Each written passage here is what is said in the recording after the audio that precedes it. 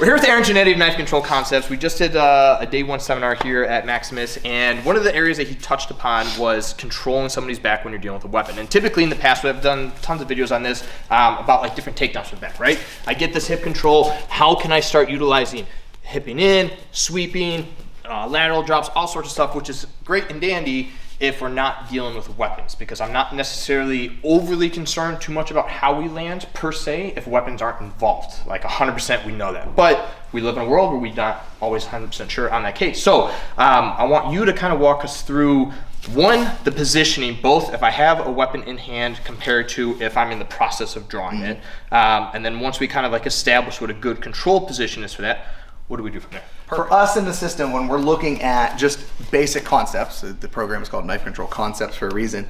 One of the major concepts we look at is if I can get to his back and get behind the elbow, I want to stay behind the elbow, right? So that's an important thing to understand when we look at the way that we approach the back position, because a lot of what we're going to do to set this up is going to be to stay on his back. When I'm getting into the back, let's look at just the way we approach the position, then we'll talk about the whys as far as it goes. So a couple of things that we teach when we're on the back position. The first thing is if the blade's on the right side, and I know the blade's already out, and the blade's on the right side, I'm gonna keep my hips, right? My hips, my shoulders, everything pointed slightly to that side of his body. Instead of having my hips pointed over here, but I'm trying to take care of a weapon arm that's over here, that's outside of my hips, I'm not gonna be as strong.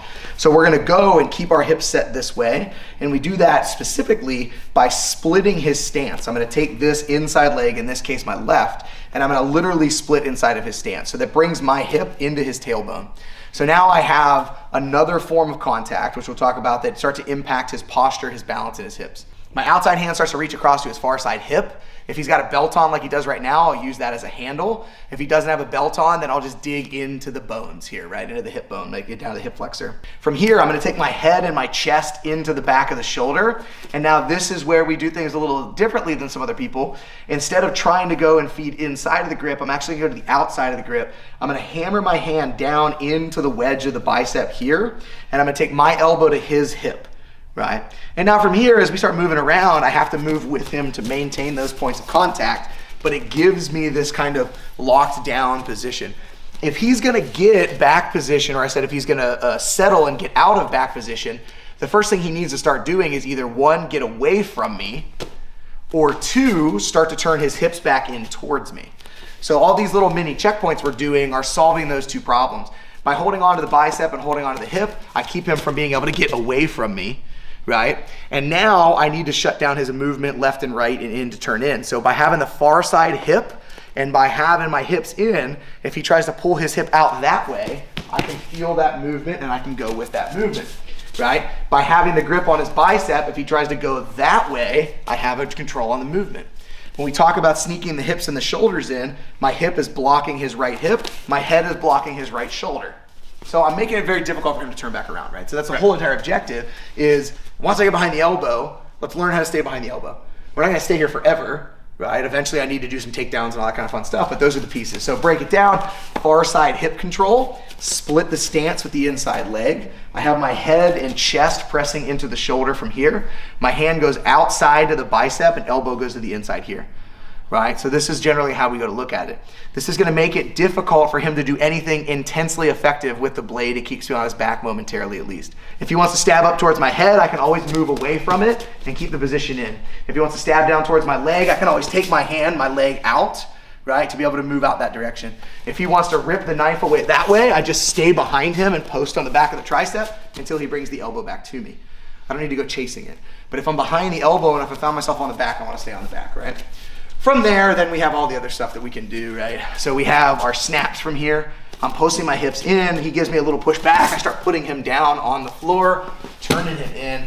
And again, I can make that very dynamic, right? Explosive, lift you up, drop you on your head. Right. Or I can sit you back down if I want to.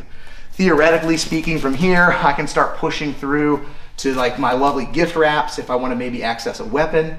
Right? I can start exposing a lot of different things. I can feed my hand to the inside, go through and get my T-clinch or my split seat belt. I have access to all of that from this position if the situation dictates it. But if I'm on the back and I want to stay on the back and stay behind the elbow, this position, all these mini checkpoints lend themselves to that. And that's the way we want to look at it. Right. Right. So what would vary then if I'm in the process of drawing? Beautiful, Like right? maybe I'm reaching for it, or you know, maybe we start on like the hip and then I start reaching for it. Yeah. So with this position, right, the one that we were just in, I'm not really controlling the hands, right? What I've done is I've solved a problem. If you have a blade in your hand, it's very hard for you to stab me on your back. Not impossible, but it's harder.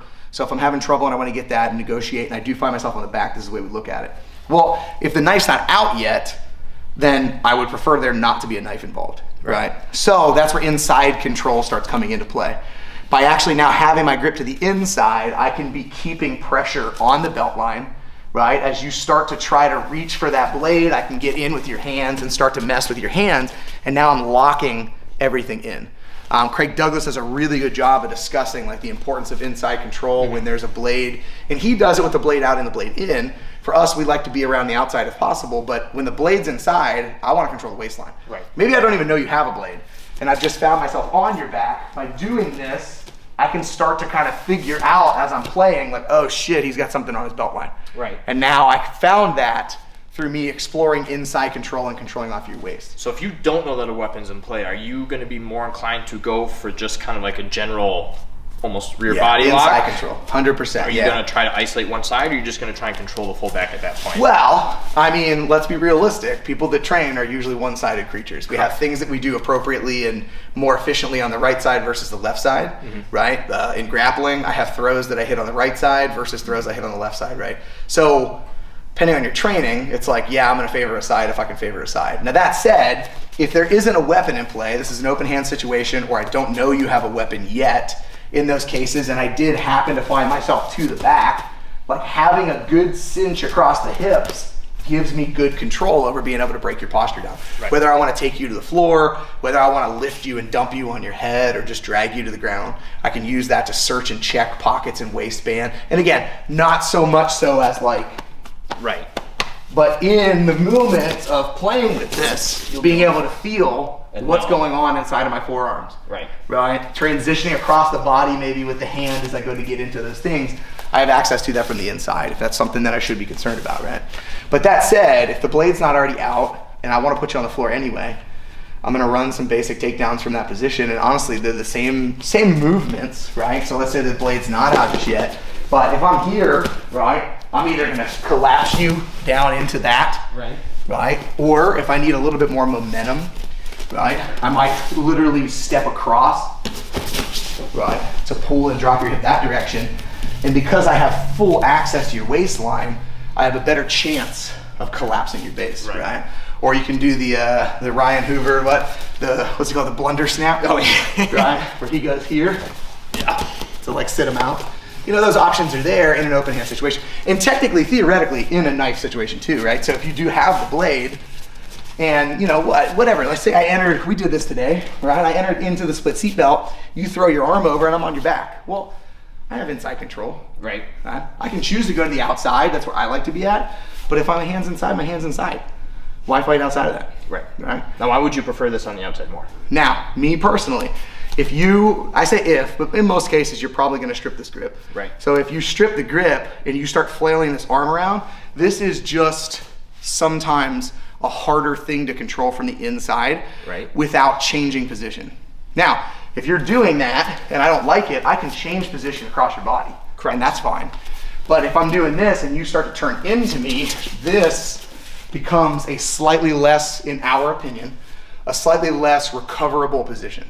However, if I'm on the outside and you strip that grip and that arm starts to come out, now I'm over the top of the limb, right? I can control into that outside 2-on-1. I can start to shuck and drag if I need to. And I find that I have a little more containment of the limb versus being stuck on the inside, right? There's options from the inside. 100% there's options from the inside. But when we're talking about the general public, people that maybe aren't gonna spend that much time training knife, I'd rather shrink the possibilities down to things that are gonna give the highest amount of potential and are a little more gross motor. And I think personally, like this clamped down is better than, okay, well I have to hunt for the gift wrap. I have to hunt for the inside position, right? That's more realistic at that point. And again, keep in mind, if I am here and I start doing this and you break the grip and you do chase this, this is still a viable option to then change the plane of where we're fighting. Right. So it still works. It's just, if I'm going to teach them one position and I want to teach them some basic rules, and we worked around the outside of the elbow, I want to stay to the outside of the elbow. There you have it. Solid back control. If you haven't taken one of his courses, look him up. I'll post all his details down below. Phenomenal instructor, runs a hell of a good program. And if he's not around, you got Mike Chaney and Eli Knight that are all part of the same curriculum. So again, all their details will be down below. We'll check you next time.